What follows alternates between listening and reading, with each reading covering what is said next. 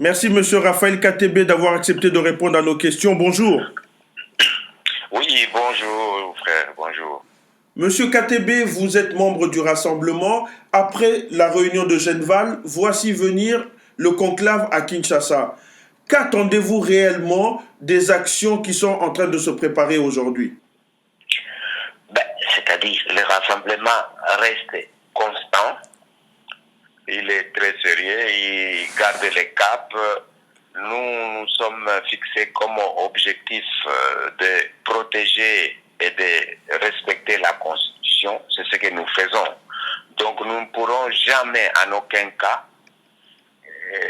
aller à l'écart de la Constitution. Donc nous tenons au respect strict de la Constitution qui englobe les délais constitutionnels, des échéances électorales, tout ça. Donc nous nous maintenons donc à la Constitution à n'importe quel prix. Nous défendrons la Constitution jusqu'au bout. Les conclusions du conclave lues par Délice Sanga parlent d'un vrai dialogue, un vrai dialogue inclusif.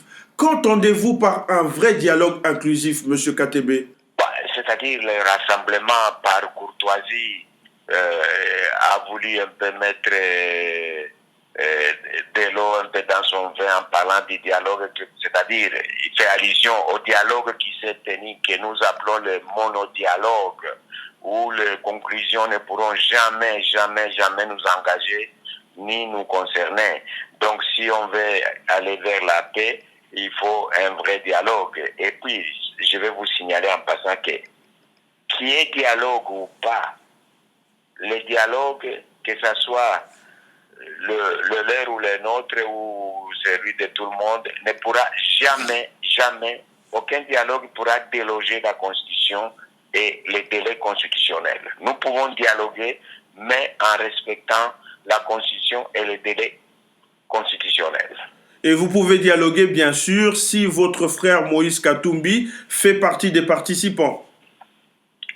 Mais Moïse Katumbi est parmi les opposants les plus importants. Donc, ça serait sans sens qu'il ne soit pas là. Il faut qu'il soit là. Il faut qu'il soit là. Il est parmi les acteurs politiques, des acteurs principaux.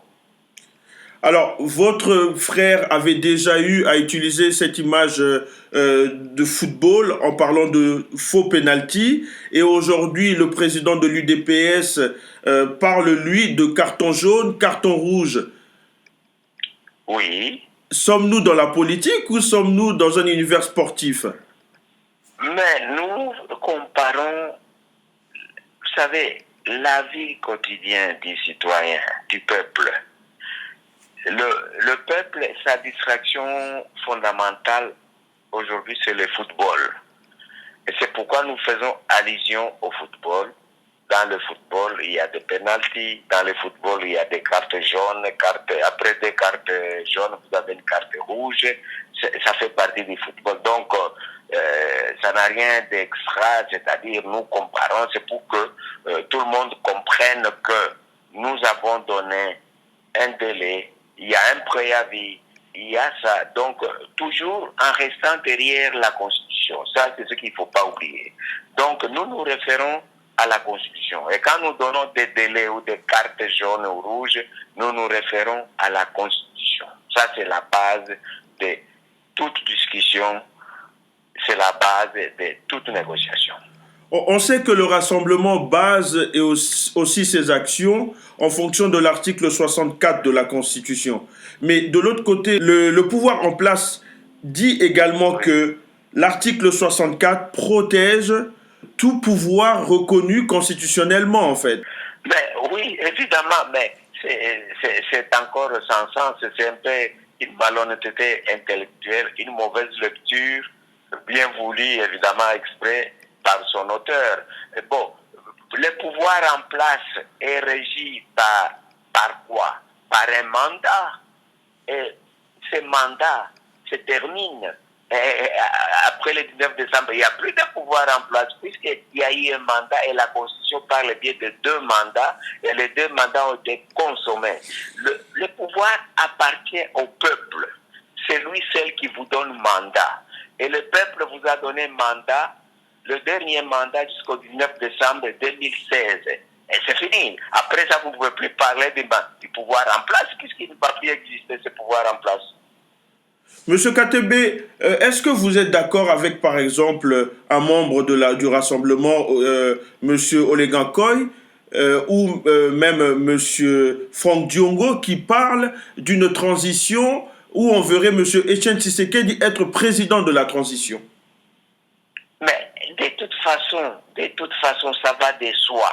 Si le pouvoir en place n'a pas pu organiser les élections et ce pouvoir avait 5 ans pour les organiser, donc dans 5 ans, on pouvait bien mettre en place les fichiers électoraux, on pouvait faire le recensement, on pouvait faire tout et on pouvait économiser, épargner, mettre à côté l'argent pour les élections. Bon, 5 ans après, c'est fini. Donc, le 19 décembre, c'est pouvoir, si nous sommes là, si nous voulons, nous devons aller dialoguer, si nous devons aller palabrer, c'est à cause de ce pouvoir qui a manqué, qui a failli à sa tâche, donc à son devoir, qui est même poursuivable donc pour haute trahison. Donc à ce moment-là, il y a une transition qui pourra se mettre en place, mais pas avec les pouvoirs actuels, puisque c'est lui qui nous a mis dans ce pétrin. Donc le président Etienne Tshisekedi peut bien tenir donc la transition et préparer des élections fiables, correctes, transparentes et crédibles. La commission électorale nationale indépendante, gérée par Corneille Nangaa, présidée pardon, par Corneille Nangaa, parle d'une possibilité d'organiser les élections fin 2018. Quel est votre avis par rapport à cela? Mais justement, mon cher frère, cela veut dire que nous avons la chance chez nous au Congo que les ridicules ne tuent pas. Cette CENI qui est censée être naître n'est le pas. Et puis cette CENI est toujours dans le même cas que le pouvoir. Pendant 5 ans, qu'est-ce que cette CENI a attendu pour parler de préparation des élections, de ceci. Mais il y a 5 ans qu'on devrait préparer les élections. Et le pouvoir et la CENI. Donc nous revenons et nous donnons la même réponse. Et donc maintenant c'est trop tard, il ne faut plus nous parler de 18 ou de 2017 ou quoi, c'est des bêtises, c'est pour endormir les gens. Et ils ne doivent pas oublier que le peuple congolais aujourd'hui n'est plus le même peuple congolais il y a 10 ans. Hein. On ne doit pas essayer à le berner. On s'est assez moqué du peuple congolais et le peuple congolais, la Constitution lui donne le droit de se prendre en charge en cas de défaillance du pouvoir du gouvernement en place. Vous qui êtes un homme d'affaires, comment avez-vous vécu le fait de voir des bâtiments qui n'ont rien à voir avec les acteurs politiques, des bâtiments qui appartiennent à des personnes qui œuvrent dans le secteur privé, être détruites par des manifestants et, comme on le dit aussi, par des sympathisants du pouvoir? Cela veut dire tout. Ce pouvoir est aux abois, débandade totale, parce que aller casser le tissu économique, le tissu social, c'est une folie. Le devoir, l'obligation du pouvoir, c'est de protéger justement ces investissements. Mais le pouvoir fait le contraire. Donc le pouvoir fait le contraire, va contre la population, contre la nation, contre l'intérêt de la population, et c'est ce qui incarne le malheur de notre population. Quand vous voyez que ce pouvoir, le pouvoir vous est donné par le peuple, et vous vous mettez à massacrer ce peuple qui vous donne le pouvoir, qui est le détenteur du pouvoir, c'est le peuple, et vous vous mettez à le massacrer. Est-ce que ça a un sens quelque part? Non. Parce que vous gouvernez la nation, c'est le peuple. Et vous vous mettez à tuer ce peuple que vous êtes censé de gouverner, de protéger. Ça, non sens. Monsieur Katebe, est-ce que votre frère Moïse Katumbi va bientôt rentrer en RDC? Mais Katumbi est congolais. Le Congo, c'est son pays. Le Congo, ce n'est pas domaine privé de Grégoire, Georges ou François. Le Congo appartient aux Congolais. Donc, il a le droit de rentrer quand il veut, c'est son pays. Mais pourquoi ils ne rentrent toujours pas alors? Ah, mais ils ne rentrent toujours pas, vous savez vous-même pourquoi? Parce qu'il y a des personnes quelque part qui pensent que ce pays leur appartient, c'est un domaine privé à eux et que personne n'a les droits qu'eux-mêmes. Il y a d'autres qui se sentent propriétaires du terrain et qui sont loin d'être même, d'avoir les droits d'être sur ce terrain. Monsieur Katebe, merci d'avoir accepté de répondre à nos questions.